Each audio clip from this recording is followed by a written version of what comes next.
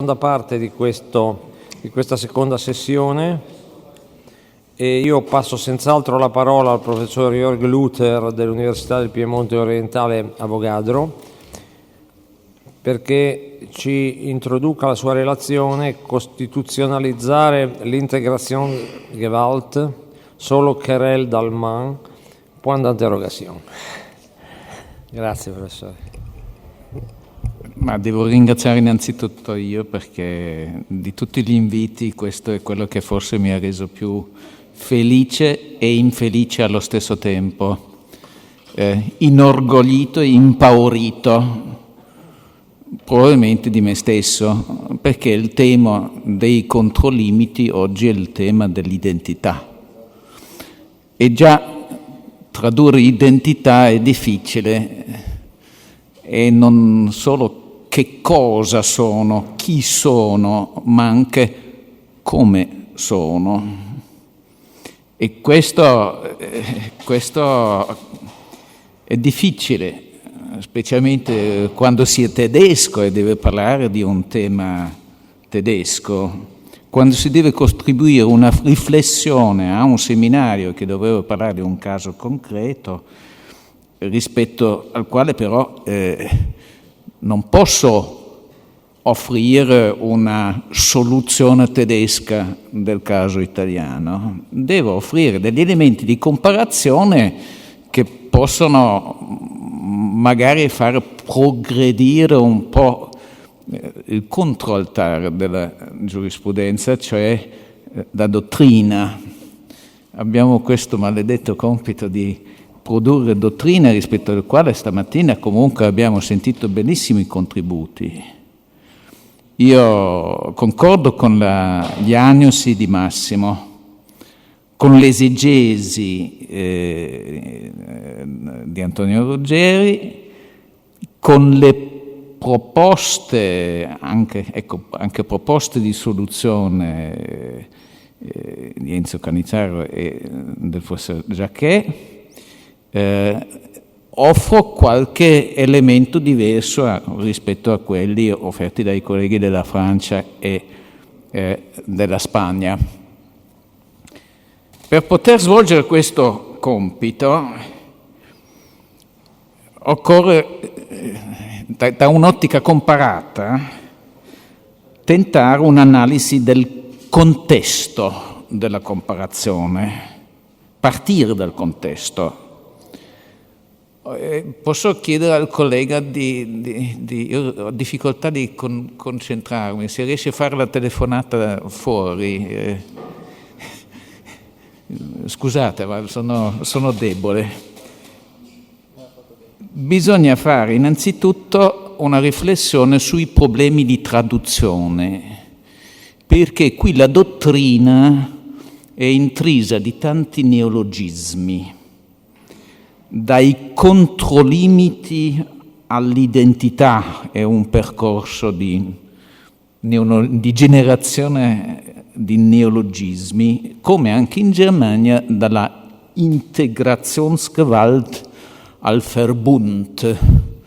Termini prima facie intraducibili o anche ove traducibili spesso generano falsi amici, false friends nella traduzione, e sono soprattutto ambigui, cioè a rischio di equivoci e di ipocrisie. Iniziamo con il tentativo di tradurre controlimiti in tedesco.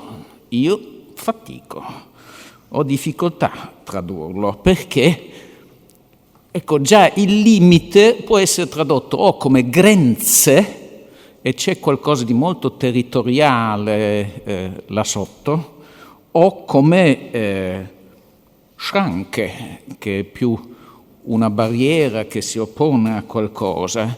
Ora, il controlimite, tradotto letteralmente, potrebbe diventare una Gegengrenze che si trova nel greco, antiauros, si trova nel linguaggio amministrativo austriaco come confine opposto alla collera in Galizia, oppure nei commenti di Rosenkranz a Hegel sulla polarische Gegengrenze gegen Frankreich, è tutta una cosa che non so se c'entra, se è quello che si vuole sottintendere o se indica ciò che si vuole fare con i controlimiti. Ecco, Grenze è più un fenomeno di una realtà o possibilità di fatti di conflitti.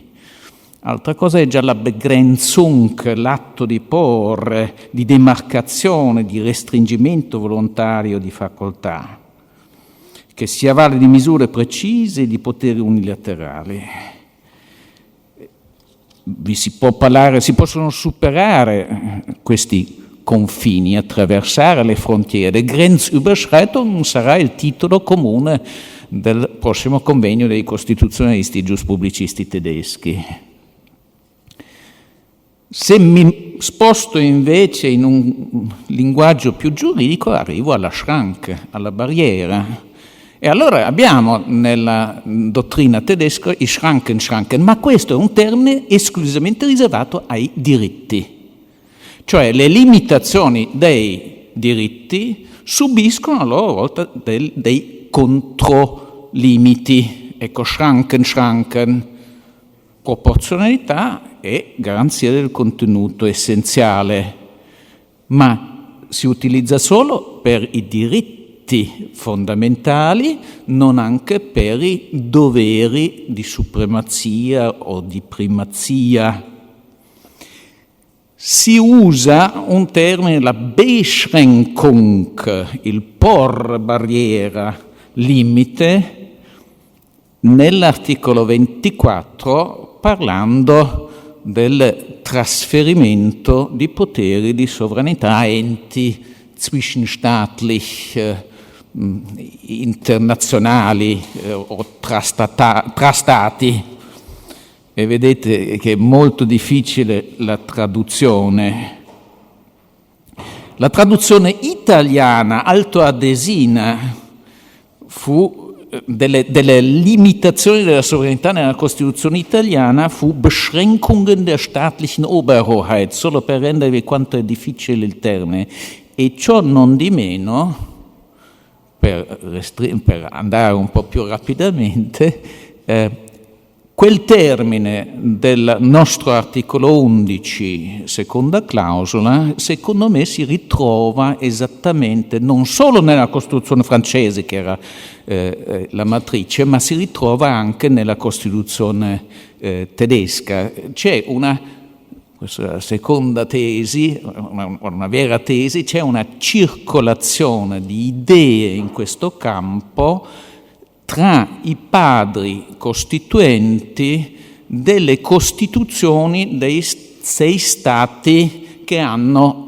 stipulato i primi trattati CECA, CE tra il 1951 e il 1956, e c'è un modello costituzionale, quello dell'articolo 24, che proviene dalla Francia e dall'Italia, che poi si diffonde anche in Olanda e nel Lussemburgo. Nel Belgio ci mette un po', ma anche nel 1970 anche il Belgio ci arriva a questo.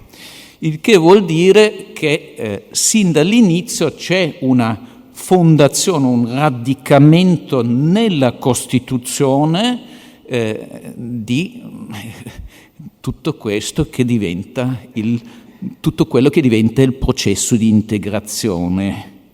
E così arrivo al concetto chiave della dottrina, il primo tentativo di interpretare l'articolo 24 in una sede come quella della riunione annuale dei giuspublicisti tedeschi del 1953, di Wilhelm Greve, padre di Constance, è quella di dire: guardate, questo è un vero e proprio potere di integrazione speciale, e insiste molto sulla specialità del potere di integrazione, sia in una possibile ottica di specialità degli ordinamenti, accomodante anche per l'idea di una sovranazionalità dell'ordinamento che si stava formando e progettando, ma ecco, aveva anche qualcosa di più. Era un potere speciale rispetto alla treaty making power, perché doveva creare delle organizzazioni internazionali più integrate di quelle della prima metà del Novecento e doveva soprattutto trasformare questo articolo 24 da una norma programmatica in una norma che avesse un qualche significato non solo politico ma giuridico. E quindi si trattava di costruire un potere, il potere di decidere sull'integrazione. E già questo termine è un po' ambiguo, perché più correttamente è il potere di integrarsi, che serviva anche per non essere considerati costretti in qualche modo sotto il dettato delle potenze alleate, a essere costretti a integrarsi, perché si era ancora addirittura in regime di occupazione allora. Ora, questo concetto aveva a suo tempo anche il compito di ritornare un po' alla dottrina e al concetto di integrazione di Rudolf Smith, cioè di far capire che tutto questo non può che essere un processo di integrazione, e anche, cioè è un compito, è aufgegeben, è una Aufgabe, ma è qualcosa che non si risolve uno actu, ma necessita un processo con non necessariamente una finalità. È un qualcosa che bisogna sempre, non si può linearmente mandare avanti. Può crescere, può realizzarsi gradualmente, ma secondo me in questo concetto di Integrationsgewalt non stava, con questo non era ancora compatibile l'idea politica che si è fatta strada dopo la riunificazione di una Endlösung, di una soluzione finale per l'Unione Europea, la finalità. Questo era ancora un concetto aperto che però appunto, guarda caso, viene superato, viene abbandonato dopo la riunificazione, ed è nella prima sentenza, nella sentenza Maastricht, che la dottrina, qui un professore giudice avanza in una sentenza, inventa una nuova dottrina, un nuovo concetto magico, Roberto Wien direbbe mantra, il Verbund.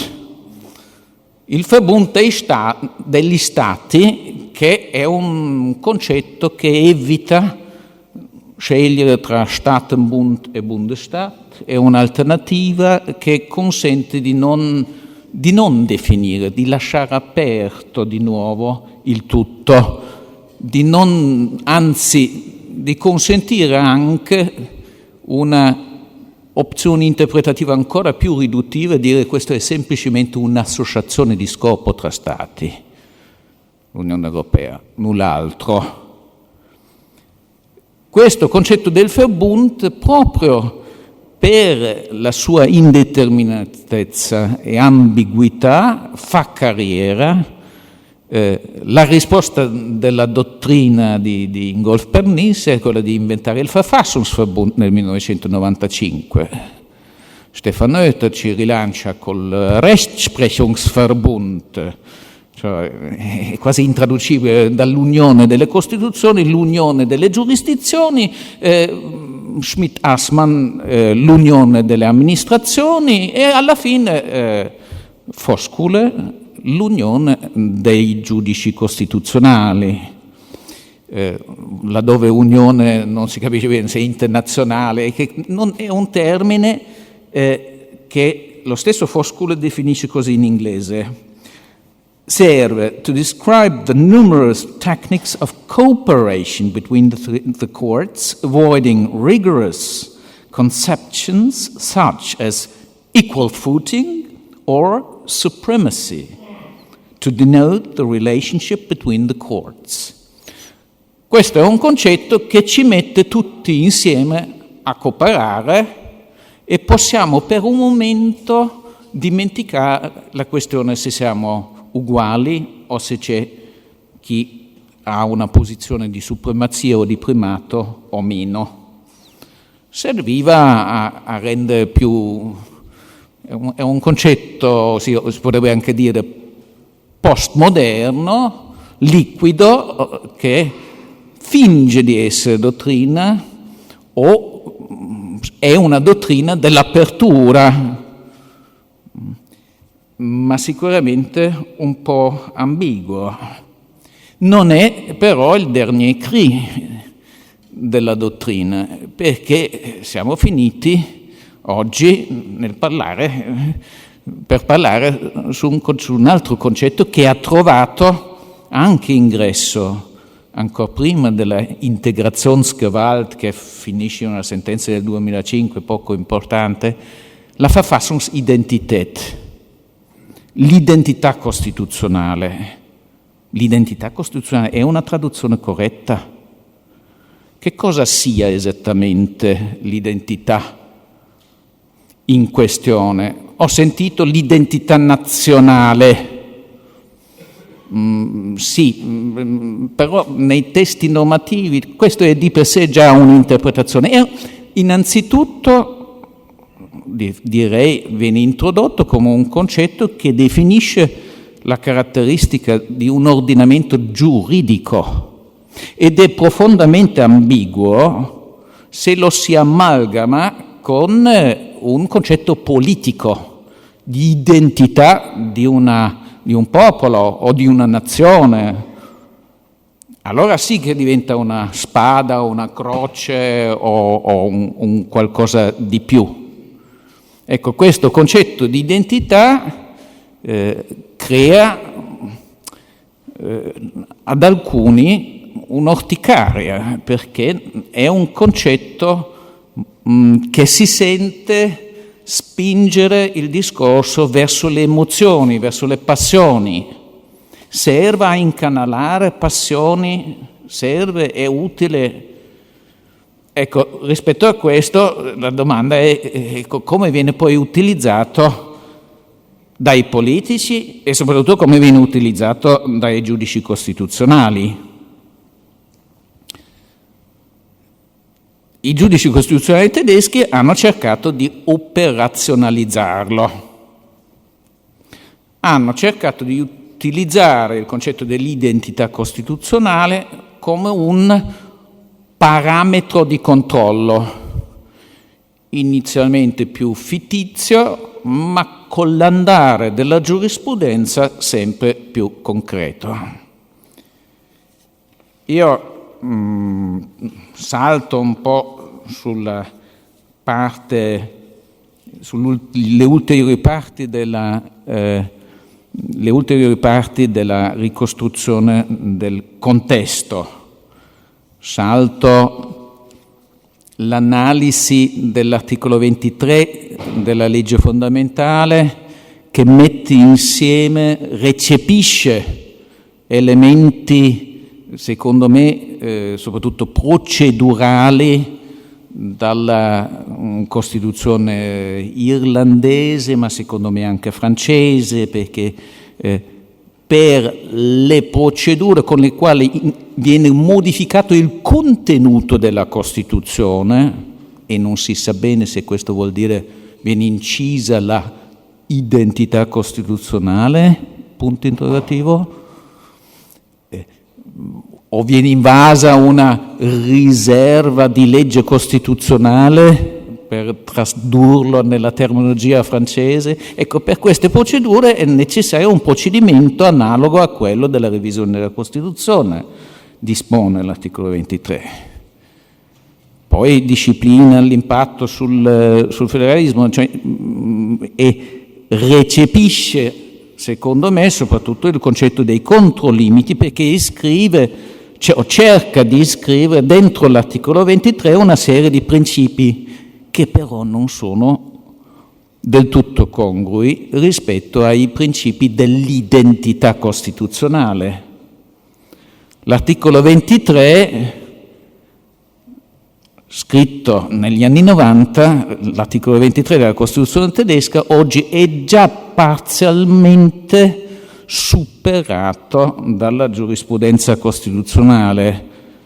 Non fu presa sul serio nella sentenza di Maastricht, fu utilizzato solo per una minima parte dalla sentenza di Lisbona, è ancora lì un pezzo che non è mai ben entrato nella giurisprudenza del Bundesverfassungsgericht, che si è invece buttato tutto sulla identità costituzionale, intesa come quei limiti che sono iscritti, che sono posti alla stessa revisione della Costituzione nell'articolo 79, terzo comma della legge fondamentale.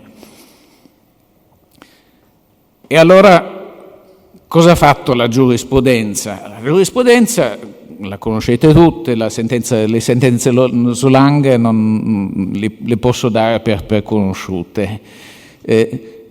La sentenza Solang ha detto: il controllo sul rispetto dei diritti fondamentali da parte delle fonti secondarie del diritto dell'Unione Europea viene messo in stand-by fino a quando esiste un controllo sostanzialmente equivalente a livello dell'Unione Europea, e questo è stato anche registrato nell'articolo 23 della legge fondamentale, codificato, giurisprudenza costituzionale codificata dai revisori della Costituzione.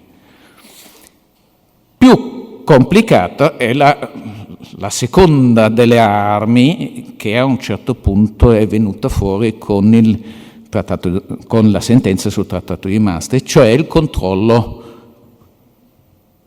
dei vizi di competenza ultra vires, cioè se c'è una Integrationsgewalt e se questo è il potere dal quale in qualche modo discende il potere dell'Unione, abbiamo il grimaldello con il quale possiamo dire ciò che è fuori e ciò che è dentro, tutto ciò che sta dentro e ciò che sta fuori dalla portata di legittimazione di questo potere di integrazione.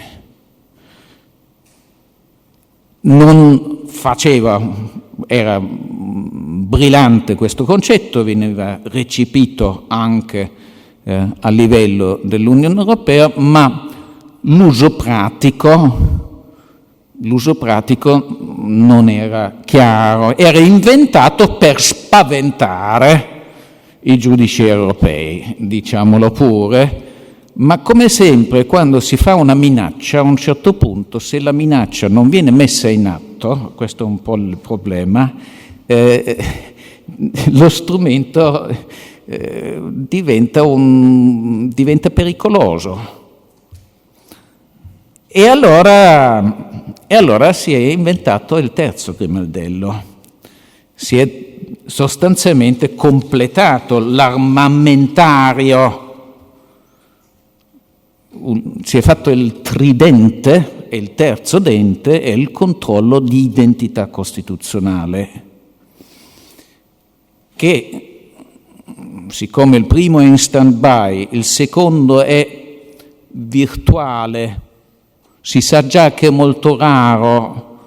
Il presidente Limbach diceva questo è il massimo incidente nucleare possibile se si arriva a applicare il controllo ultravires, dichiarare ultravires un atto dell'Unione Europea, cosa che nel frattempo la Corte ceca ha già utilizzato, ha già fatto. Allora tutto sembra volgersi verso il terzo elemento: tutte le attese sono adesso rivolte al controllo di identità. E che cosa ha fatto la sentenza del 15 dicembre 2015? Ha cercato di sviluppare questo parametro del controllo di identità. Ha cercato di dire non solo a elementi di competenza, perché uno dei principi della democrazia è il principio della sovranità democratica, che è il principio della legittimazione delle competenze stesse, che è la madre delle competenze. Come vedete, è un principio simile a quello che rappresenta il nostro articolo 2, che è la madre della protezione dei singoli diritti inviolabili. Un principio che viene invocato in qualche modo per rafforzare il controllo e che ha un senso se viene proiettato sulle fonti primarie del diritto dell'Unione Europea, perché è questo il senso storico del discorso che si è sviluppato. Il problema è in questo il diritto tedesco è molto diverso da quello italiano, è l'effetto di irradiamento dei principi fondamentali che costruiscono questo nocciolo duro dell'identità costituzionale. Possono colpire non solo fonti secondarie, che si riesce ancora a evitare lasciando il primato, la prima parola e appellandosi e sperando nella cooperazione con la Corte del Lussemburgo. No, è possibile che anche singoli atti di interpretazione del diritto dell'Unione, addirittura interpretazioni di sentenze, violi in qualche modo diritti, poteri, principi fondamentali. E questo è successo, o sembra essere successo, nella sentenza del 15 dicembre 2015. Si potrebbe leggerla anche in modo diverso. Non è tanto un ammonimento verso Bruxelles, è anche un ammonimento verso l'Italia, perché il problema sembra il problema della violazione della dignità umana combinata con il principio di colpevolezza e implicitamente, questo bisogna sempre aggiungere, con il diritto alla libertà personale, l'inviolabile libertà personale, perché la dignità dell'uomo non viaggia mai da solo, è sempre abbinata a qualche diritto specifico, e qui è la libertà personale. Ora, in questa sentenza è stato sì colpito anche il meccanismo europeo dell'estradizione, però soprattutto è stato colpito anche un po' l'Italia, perché c'erano state già precedenti decisioni di estradizione e parecchie decisioni di estradizione nel quale le Camere avevano detto sì, qui in Italia il processo contumaciale e le modalità nelle quali si svolge è qualcosa rispetto al quale dobbiamo applicare, in passato si diceva l'ordre public, adesso bisogna parlare di identità costituzionale, mi pare. Comunque, questo, come vedete, non voglio banalizzare, ma questo è lo stato attuale dello sviluppo di questo discorso, di questa giurisprudenza, che per professore è difficilmente prevedibile. Sappiamo solo che adesso la Corte Costituzionale deve decidere nel giudizio principale sull'OMT. E l'unica cosa che abbiamo è il programma dato agli avvocati nella giornata dell'udienza, che mette ultra vires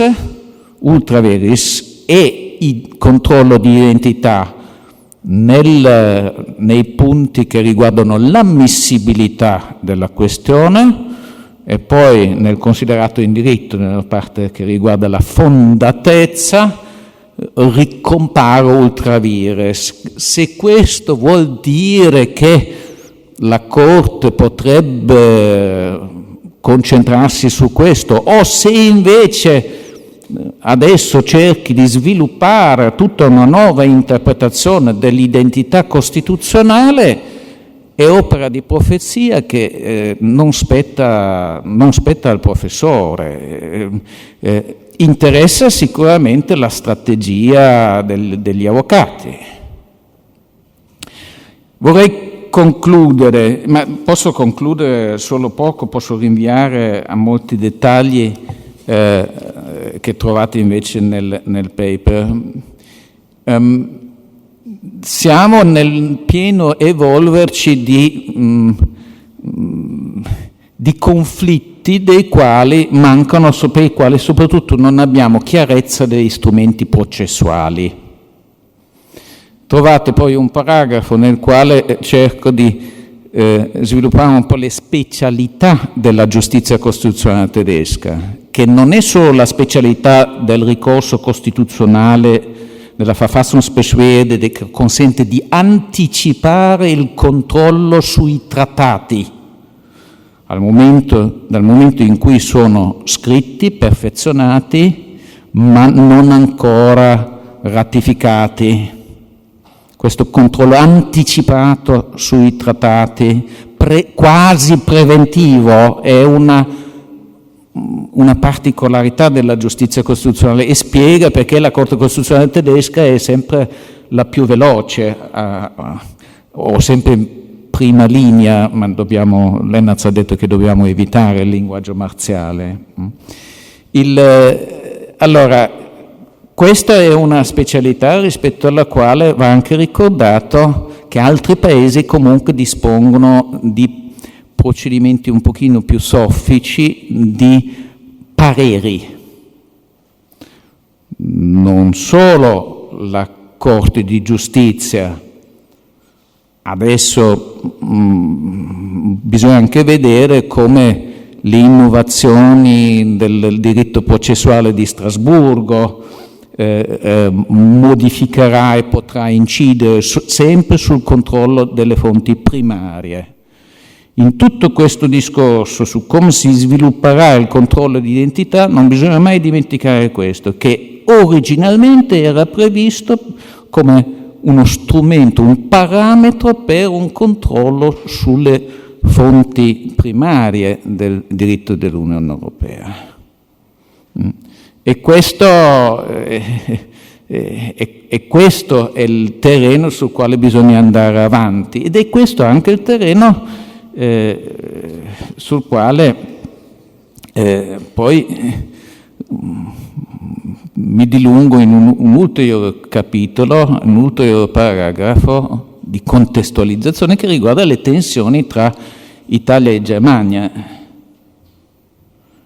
Vi sono delle tensioni innegabili che riguardano le relazioni internazionali, che vanno al di là della sentenza 238. In Germania quando si parla dell'Europa, soprattutto la sensazione che qualcuno abbia un interesse a disdire o a sminuire il principio pacta sunt servanda, a disdire gli accordi di Schengen e soprattutto il fiscal compact. Ora, questa è la tensione tra i due Stati e anche percepita dai cittadini, almeno in Germania posso dirlo, che pesa e rende difficile il dialogo, temo perfino tra professori, su questi argomenti. Perché si dice che la crisi attuale dell'Europa è una crisi, al di là delle Alpi, percepita come una crisi della legalità, una crisi nella quale i patti non si tengono più, rispetto ai quali una sentenza di accoglimento del caso sul quale stiamo riflettendo verrebbe percepito essenzialmente in questi termini. Ma sono percezioni, non devono pesare troppo sulle costruzioni, devono però essere meditate nelle costruzioni e nella prudenza che è necessaria per risolvere e inquadrare bene i problemi. Scusate, più di questo naturalmente non posso dire.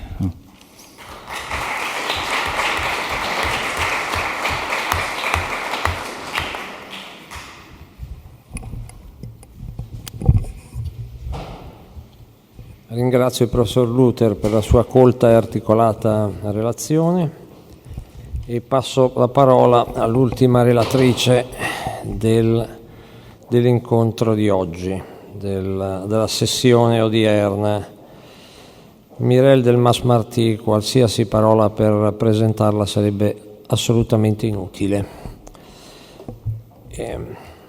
La professoressa Delmas-Marty del Collège de France ci parlerà del primato delle norme europee nella prospettiva della mondializzazione, tra sovranismo, pluralismo, universalismo e pluralismo ordinato. Grazie di essere tornata a Ferrara dopo tanto tempo. D'abord un très grand merci au professeur Bernardi pour son invitation, que j'ai accepté avec d'autant plus d'enthousiasme que je suis docteur de l'université de Ferrare. Je ne l'oublie pas, j'appartiens à l'université de Ferrare. Alors j'ai accepté avec enthousiasme, mais un peu d'inquiétude en même temps, parce que, au fond, l'exposé que je vais vous présenter est un peu en marge des discussions principales du colloque, dans la mesure où je vais aborder la question des contre-limites au principe de primauté de la norme européenne et de déplacement des normes entre le niveau national et le niveau européen, au lieu de traiter directement la défense des principes constitutionnels, je vais présenter une réflexion sur le mouvement, le processus. D'ailleurs, le professeur Luther a employé, ça m'a fait plaisir aussi, l'expression de processus d'intégration. Le processus d'intégration. Vous voulez traduire? Sì, no, volevo porre alla platea un problema e mi scuso molto per questo inciampo con la professoressa Delmas-Marty. Ci sono due possibilità. Utilizziamo il principio democratico per risolvere la scelta tra queste due possibilità. La prima possibilità è che la professoressa Delmas-Marty parli senza interruzione in francese. La seconda è che la professoressa Delmas-Marty venga tradotta dal professor Manacorda, che ha collaborato con la professoressa Delmas-Marty tutta una vita. Dipende questo da una vostra scelta. Se l'uditorato, un po' ridotto, è in grado di comprendere il francese anche attraverso gli aiuti che vengono dal PowerPoint, peraltro sempre in francese, procediamo con una presentazione solo in lingua madre, e se no facciamo una consecutiva sperando che sia migliore della mia precedente. Però mi dovete rispondere, perché se ecco, chi è per la soluzione del francese senza interruzioni e chi invece desidererebbe la consecutiva? Nessuno, vabbè, è una netta minoranza e quindi ci affidiamo alla chiarezza espositiva, alla nota chiarezza espositiva della professoressa Delmas Martí, che ancora ringraziamo. Mi scuso per l'interruzione. On continue sans traduction, si j'ai bien compris. Voilà. Oui, alors j'étais en train de dire que j'ai un peu déplacé, je n'ai pas transgressé, mais presque, en déplaçant un petit peu le thème par rapport aux discussions principales. Vous voyez d'ailleurs dans le titre que j'ai donné l'intégration européenne entre pluralisme, souverainisme et universalisme, parce que mon idée était, au fond, de partir de l'idée que l'intégration européenne est un phénomène ancien, qui remonte, on le sait, à la période de l'après-guerre. Or, depuis cette époque, le monde a beaucoup changé. Il a changé, je dirais, pour le meilleur et pour le pire. Pour le meilleur parce que l'état de droit a progressé, notamment à travers la montée en puissance des droits de l'homme, Convention européenne des droits de l'homme, Charte de l'Union européenne des droits fondamentaux, intégration de la Charte par le traité de Lisbonne, démocratisation d'un certain nombre de pays, notamment à l'Est, élargissement avec le traité de Nice. Mais le monde a changé aussi pour le pire, parce que les crises se sont multipliées et je dirais en gros à partir de la fin de la guerre froide, la chute du mur de Berlin et la création de l'Organisation mondiale du commerce, on a ce phénomène massif de mondialisation économique et financière qui entraîne des crises financières depuis 2008, des crises migratoires aujourd'hui, et tout cela s'ajoutant à la crise que j'appellerais la crise sécuritaire, qui intéresse particulièrement les pénalistes, et qui a été malgré tout déclenchée notamment par les attentats du 11 septembre à New York en 2001. Alors pour tenir compte de ces changements, j'ai proposé d'aborder la question des contre-limites au principe de primauté des normes européennes en déplaçant un peu le regard. Au lieu de traiter directement la défense des principes constitutionnels, je voudrais présenter l'intégration européenne comme un processus, un mouvement, une dynamique. Un processus qui est d'ailleurs un processus interactif, c'est-à-dire que ce n'est pas une intégration purement hiérarchique avec la primauté du droit européen qui s'impose aux normes nationales, c'est un phénomène d'interaction entre les normes nationales et les normes européennes. Donc on est effectivement un peu, je crois que le mot a été prononcé il y a peu de temps, dans une sphère du droit postmoderne, un droit beaucoup plus complexe que celui auquel nous étions habitués. Et ce processus d'intégration, je dirais que sa trajectoire varie selon les époques. Et ces variations conduisent à des modèles différents. Donc c'est sur ces dynamiques-là que j'ai proposé de mettre l'accent en distinguant, de façon très arbitraire peut-être, mais pour donner quelques repères, trois périodes et trois modèles dans le processus d'intégration européenne. Alors j'ai distingué le temps des pionniers, ce que j'ai appelé le temps des pionniers, c'est-à-dire une période qui part donc du traité sur la communauté européenne de 1957 et qui va, me semble-t-il, jusqu'au traité sur l'Union en 1992, enfin il entrera en vigueur un peu plus tard. Je me souviens qu'à l'époque, certains de mes collègues avaient dit « attention de ne pas dissoudre la communauté dans l'Union ». Est-ce qu'il n'y a pas un risque de dissoudre la communauté dans l'Union? C'est la question que s'était posée à l'époque. En tout cas, dans cette première période, que j'appelle le temps des pionniers, on peut dire qu'il y a une intégration qui se fait de façon progressive et selon un modèle que j'appellerais volontiers un modèle pluraliste, un pluralisme ordonné. Et puis, il y a une seconde période que j'ai proposé d'appeler le retour des États, qui démarre donc avec le traité sur l'Union européenne et qui nous conduit jusqu'à la fin de l'année 2001 si on veut bien relire ensemble la déclaration de Laken en décembre 2001, donc un peu après les attentats de New York. Et on découvre à ce moment-là que l'intégration peut être réversible, qu'il peut y avoir restitution de certaines compétences aux États. Donc on découvre qu'il y a un retour possible d'un modèle souverainiste. Et puis j'ai distingué la dernière période, qui est sans doute la plus complexe, que j'ai appelée le temps des contradictions. Le temps des contradictions qui, en fait, tient à la montée en puissance de cette mondialisation qui perturbe en réalité le cours des choses, c'est-à-dire qu'au lieu de se situer uniquement dans la relation Europe-État, on va être obligé de se situer dans une relation plus complexe Europe, État et monde. Europe-monde, État-monde, Europe, État et le monde entier. Et j'insisterai un peu plus sur ce troisième point parce que c'est celui qui me conduit à une réflexion sur la place de l'Europe, pas seulement par rapport aux principes constitutionnels nationaux, mais par rapport à cet ordre juridique mondial qui est en train de se construire et peut-être pas tout à fait comme on le souhaiterait. Et je terminerai par la question comment sortir des contradictions.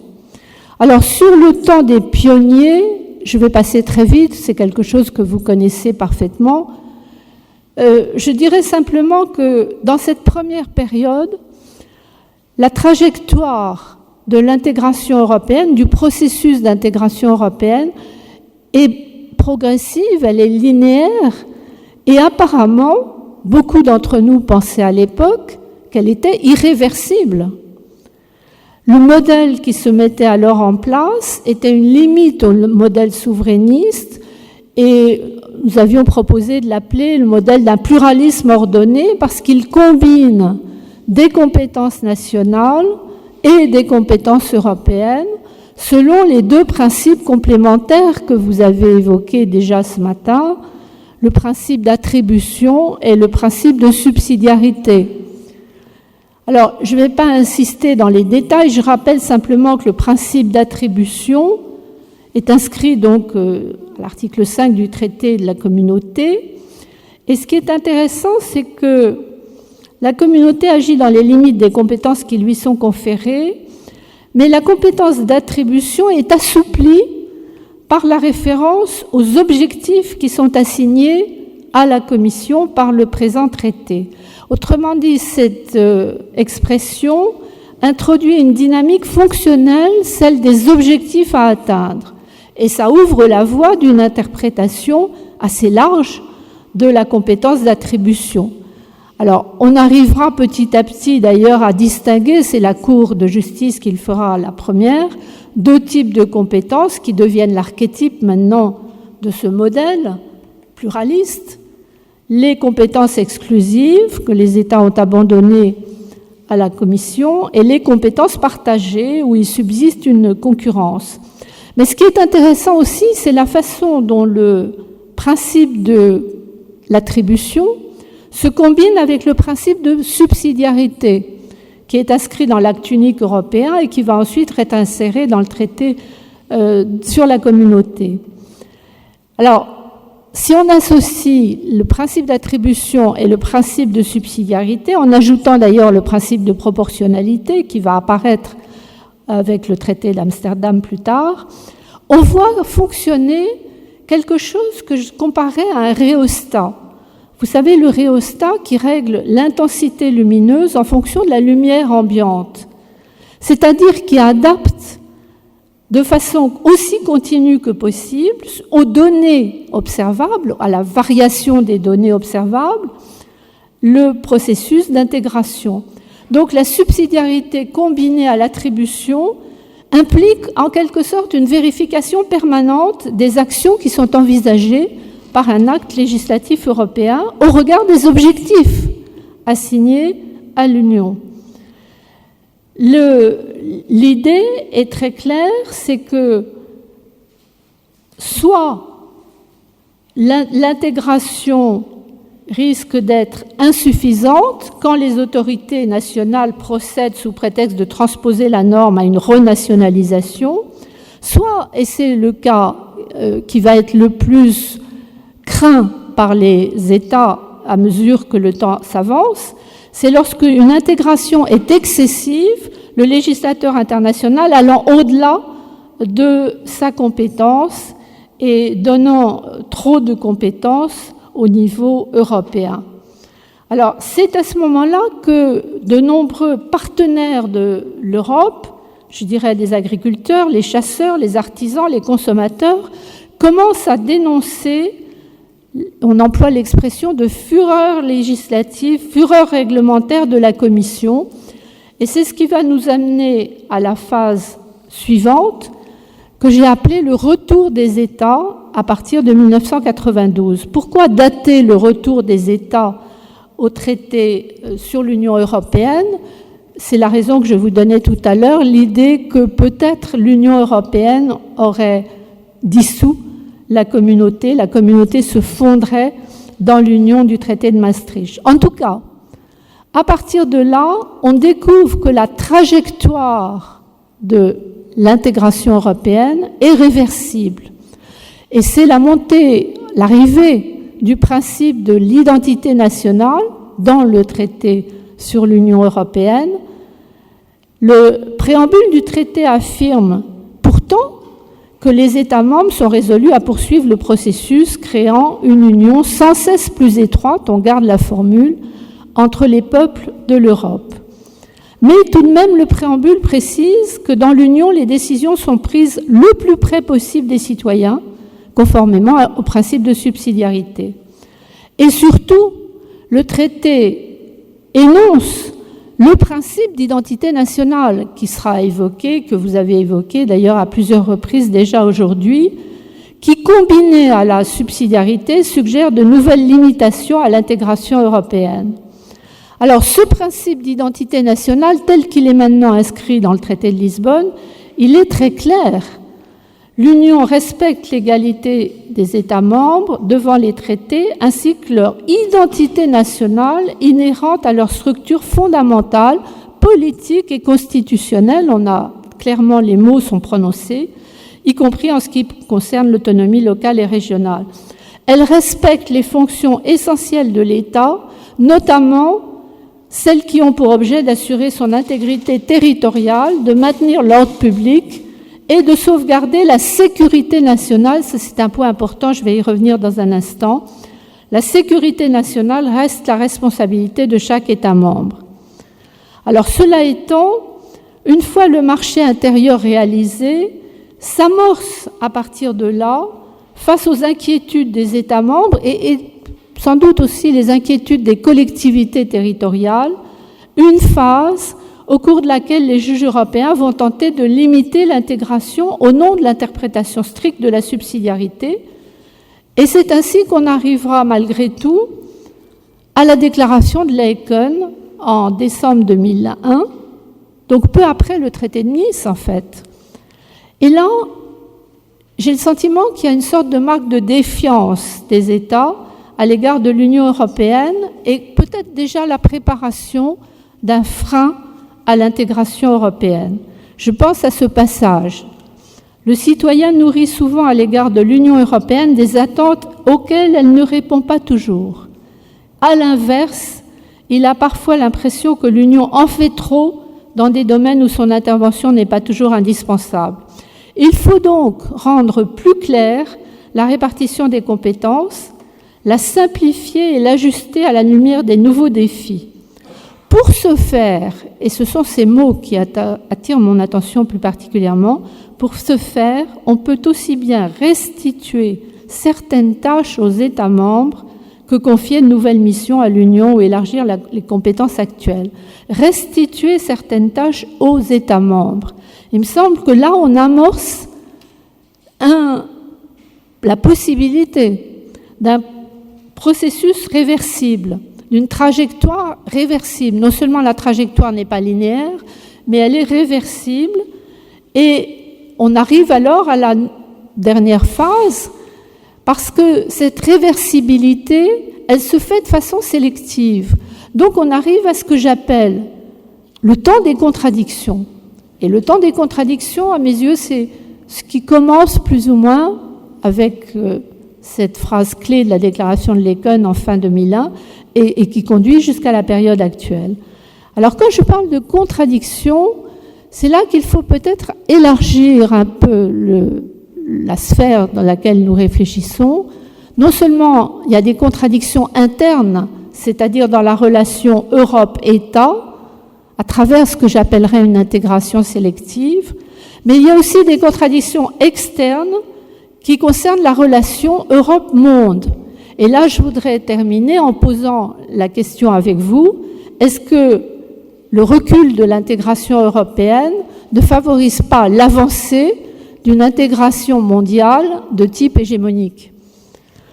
Alors, commençons par les contradictions internes, ce que j'appelle intégration sélective. Il y a une sorte de contradiction qui me paraissent apparaître entre l'effet accélérateur de certaines crises, et je vous en donnerai deux exemples avec les crises, j'appelle sécuritaires, et les crises sociales, et cet effet accélérateur des crises qui est contredit par le frein souverainiste qui apparaît aussi bien dans la jurisprudence des cours constitutionnelles, mais aussi dans le traité lui-même, le traité de Lisbonne. Alors, il y a un effet d'accélération des crises, il me semble assez clair qu'à partir des attentats du 11 septembre 2001, il y a ce qu'on peut appeler une crise sécuritaire qui n'est toujours pas résolue, qui amène à accélérer l'intégration européenne. Vous vous souvenez de ce qui est arrivé au mandat d'arrêt européen, qui dormait paisiblement dans un tiroir de la Commission et qui d'un seul coup est ressorti et a été adopté peu de temps après les attentats, dès début 2002, par une décision cadre. À l'époque, c'était des décisions cadres. Et il y a eu d'autres décisions cadres en matière pénale qui ont suivi, à commencer par la lutte contre le terrorisme et bien d'autres domaines. Et puis ensuite, il y a eu les directives. La fameuse décision de septembre 2005 de la Cour de justice, considérant qu'en matière d'environnement, le droit pénal avait sa place sous forme de directive.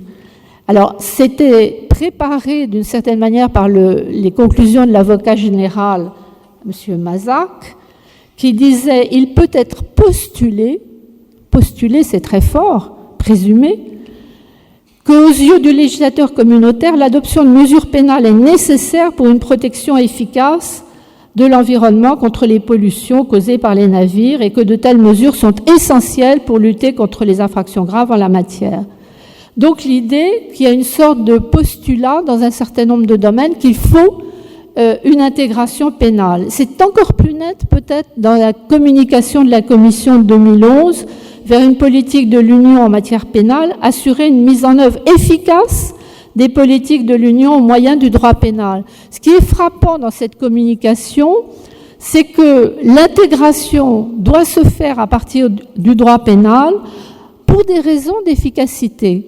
On oublie un petit peu au passage que la fonction du droit pénal est double.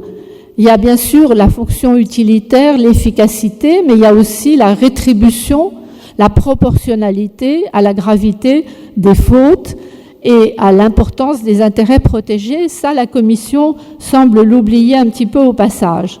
Alors ensuite, il y aura les décisions de la Cour de justice que vous avez commentées, que vous commenterez encore demain, Meloni et Tarico. Mais ce qui me frappe dans cette intégration pénale tenant à ce que j'appelle la crise sécuritaire, c'est qu'il y a une contradiction par rapport au principe d'identité nationale qui, tel qu'il a été défini par le traité sur l'Union européenne et ensuite inscrit dans le traité de Lisbonne, renforce les fonctions essentielles de l'État, notamment quand il s'agit de la sécurité nationale. Donc on devrait être dans le domaine privilégié de l'identité nationale, alors qu'on est dans le domaine, au contraire, d'une accélération de l'intégration européenne. C'est une contradiction. L'autre exemple, mais j'insisterai moins, c'est un domaine qui m'est moins familier que celui du droit pénal, c'est les effets accélérateurs de la crise financière de 2008, puisqu'à partir de là, on a une jurisprudence de la Cour de justice que mon collègue spécialiste de droit du travail, Alain Supiot, appelle une politique de casse sociale. On casse les droits sociaux comme on casse les vieilles voitures. On casse les droits sociaux, et il donne l'exemple du droit allemand des marchés publics qui avait étendu aux sous-traitants l'obligation du salaire minimum, alors que la Cour de justice en 2014 a censuré cette mesure sociale en considérant que l'extension de l'obligation du salaire minimum privait les sous-traitants de l'entreprise de retirer un avantage concurrentiel des différences entre les taux des salaires respectifs. C'est une sorte de plaidoyer pour une vision radicale du libéralisme, une sorte d'ultralibéralisme qui aboutit donc à préconiser un renforcement de l'intégration européenne. Et pourtant, en même temps, eh bien, il y a le frein souverainiste qui est maintenant institué officiellement par le traité de Lisbonne. Le traité de Lisbonne et surtout le protocole d'application qui est à la fin du traité, le protocole d'application des principes de subsidiarité et de proportionnalité, est extrêmement clair. C'est un frein souverainiste clair et net. Premièrement, il donne au Parlement le droit de saisir la Cour en cas de violation de la subsidiarité. Deuxièmement, il ajoute au contrôle juridictionnel ainsi un contrôle politique. Il allonge d'ailleurs à 8 semaines le délai pendant lequel les parlements peuvent étudier la conformité au principe de subsidiarité de tout projet d'acte législatif. Et il institue ce qu'on a appelé quelquefois le carton jaune, c'est-à-dire un dispositif qui peut conduire à ne pas poursuivre l'examen d'un texte en cas d'avis motivé sur le non-respect du principe de subsidiarité. C'est-à-dire que les parlements nationaux peuvent contribuer au blocage d'un texte législatif en préparation, une sorte de quasi-veto que pourtant le traité constitutionnel, le vieux projet de 2005 qui avait échoué, avait écarté. Donc on pourrait avoir aussi un frein qui soit mis en œuvre par les États. Ce qui est paradoxal, me semble-t-il, c'est que ce carton jaune, il a été utilisé pour la première fois à propos du projet sur le parquet européen. Or, le projet sur le parquet européen, c'était peut-être pas la meilleure occasion d'activer le frein du traité de Lisbonne. Pourquoi ? Parce que c'est un projet qui pouvait contribuer à un rééquilibrage des compétences européennes par rapport à la mondialisation et par rapport à la mondialisation hégémonique. Ce qui m'amène à vous dire quelques mots encore, si je peux, des contradictions externes, c'est-à-dire les contradictions entre l'intégration européenne, ou plutôt les freins à l'intégration européenne d'un côté, et l'intégration mondiale de type hégémonique, impérialiste, de l'autre côté. Et on peut se demander si freiner l'intégration européenne au moment précis où nous sommes ne peut pas contribuer, ne risque pas de contribuer à accélérer l'intégration mondiale hégémonique. Alors, j'ai bien sûr à l'esprit l'extension du droit américain sur un modèle universaliste, mais unilatéral et pas multilatéral et certainement pas pluraliste. Vous savez qu'un certain nombre de lois pénales américaines sont extraterritoriales. Elles sont applicables à toutes les entreprises cotées aux États-Unis ou soumises au règlement de la Securities and Exchange Commission, à la SEC, pour toute une série de raisons. Ça peut être simplement un paiement en dollars, ça peut être un message électronique envoyé par un serveur américain. Et si vous ajoutez à cela l'hégémonie économique et financière de fait des États-Unis, la majorité des entreprises transnationales sont cotées en bourse américaine, les grandes banques ont une licence bancaire américaine et le commerce mondial est majoritairement en dollars. Donc à partir de là, vous avez le scénario qui commence à se mettre en place d'une application pratiquement au monde entier du droit américain. Alors c'est vrai en matière de corruption, avec la vieille loi Foreign Corrupt Practices Act de 1977. Un certain nombre de grandes sociétés ont été condamnées à des amendes importantes depuis, en gros, l'année 2008, 2013. 2008, c'était Siemens. Après 2013, c'est Total. Après, c'est Alstom en 2014. Alors, il n'y a pas seulement la loi anticorruption, il y a la loi sur les embargos. Et vous avez sans doute suivi, en France, on a été particulièrement attentif parce que c'était une banque d'origine française, l'affaire BNP Paribas, à la suite de la violation de l'embargo, l'interdiction du commerce avec l'Iran et Cuba. La banque a été condamnée en 2014 par la justice américaine à une amende record de 8 milliards de dollars, 8 milliards de dollars, pas d'euros, de dollars, et placée pendant 5 ans sous contrôle de justice pour violation de l'embargo. Donc on a là un exemple important. Et puis il y a d'autres lois, il y a la loi Sarbanes-Oxley sur les marchés financiers, la loi de 2002, la loi Dodd-Frank de 2010 sur les banques. Et on a donc un instrument qui permet, par une série d'opérations qui sont propres aux techniques juridiques américaines, d'être extrêmement efficace. Parce que les Américains ont 3 outils majeurs: les primes à la dénonciation. Le dénonciateur touche de 10 à 30% du montant de la sanction. La négociation de l'affaire, du procès avec la SEC ou avec le Department of Justice. Et finalement, la transaction avec le procureur qui renvoie la poursuite. C'est ce qu'on appelle le DPA, Deferred Prosecution Agreement.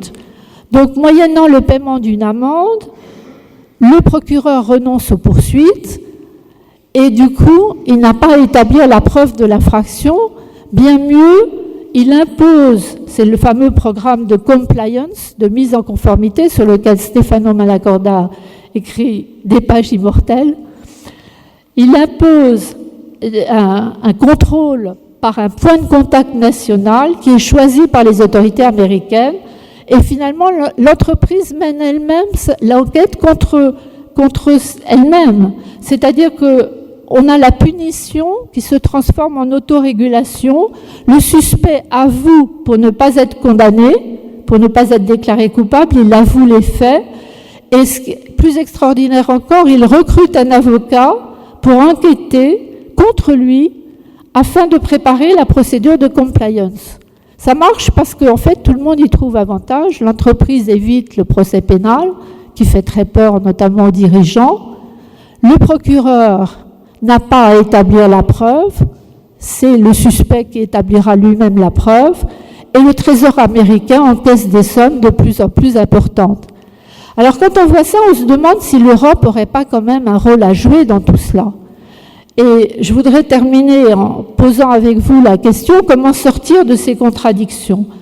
Alors, je ferai une observation et je poserai une question. L'observation, c'est, il me semble que dans un contexte mondial qui va dans le sens d'une intégration d'un ordre juridique mondial hégémonique, renforcer le souverainisme au niveau européen, c'est un peu une illusion.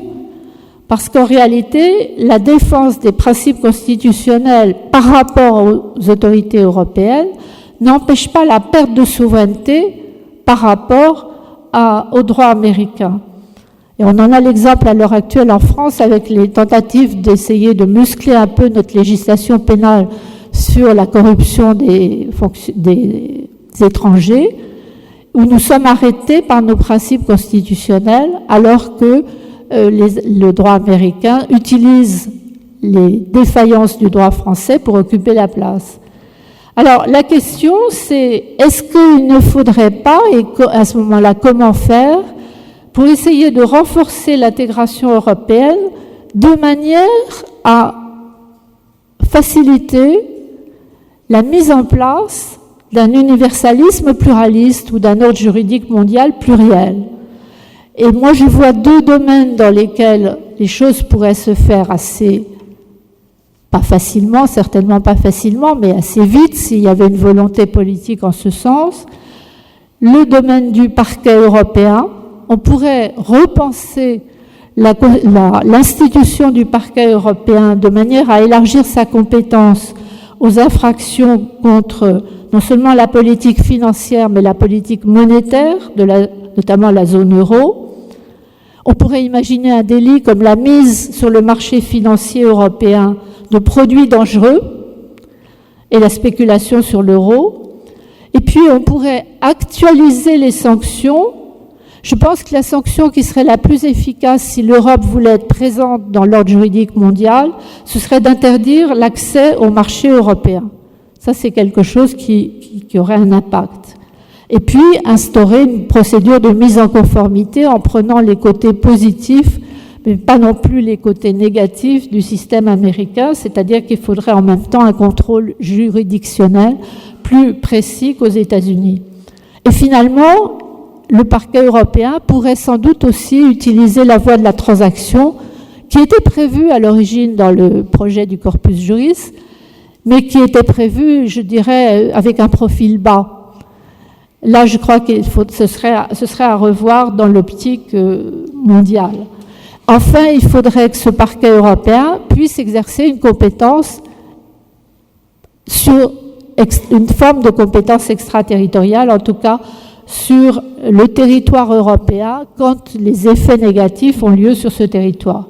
Le deuxième exemple, mais je ne le développerai pas, c'est tout simplement une piste de réflexion, ce serait les négociations actuelles sur le traité transatlantique. Là aussi, il serait bon que l'Europe mette un peu plus sa marque dans ces accords concernant le droit des investissements qui débouchent à l'heure actuelle, vous le savez, sur des arbitrages privés, alors que nous avons en Europe une tradition juridictionnelle beaucoup plus forte et je pense qu'il faudrait également défendre la protection de l'environnement, de la santé publique, comme faisant partie prenante de ces accords sur les investissements. Alors, j'emprunterai ma conclusion, ça vous surprendra peut-être, à le célèbre ministre des Affaires étrangères américain, Henry Kissinger. Henry Kissinger vient de publier un ouvrage, World Order, sur l'ordre du monde, qui a été traduit récemment en français, dans lequel il dit ceci à propos de l'Europe. L'Europe, qui exerçait il y a moins d'un siècle un quasi-monopole sur l'ordre du monde, menace de se couper de la quête contemporaine d'un ordre mondial en faisant de sa construction interne son objectif géopolitique ultime. Il a l'air de le regretter et je pense que nous pouvons le regretter encore plus que lui.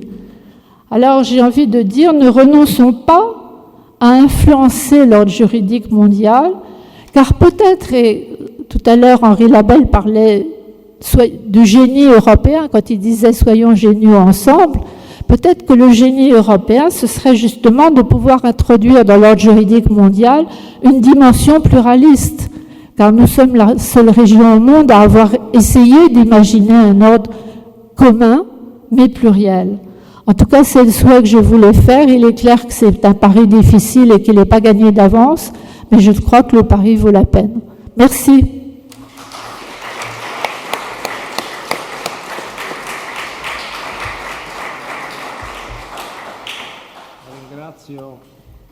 Ringrazio moltissimo la professoressa Del Mas Martí per questa sua illuminante trattazione. Ne colgo solo uno degli aspetti finali, un messaggio. In un periodo di mondializzazione giuridica, rinforzare il sovranismo individualista dei principi e diritti forse è un'illusione, dato che questo rinforzamento, frenando il compattamento del diritto UE, favorirebbe non le identità costituzionali ormai troppo deboli di singoli Stati, ma soltanto l'affermazione del monopolio giuridico degli Stati Uniti anziché l'affermazione di un modello europeo coordinato e pluralista.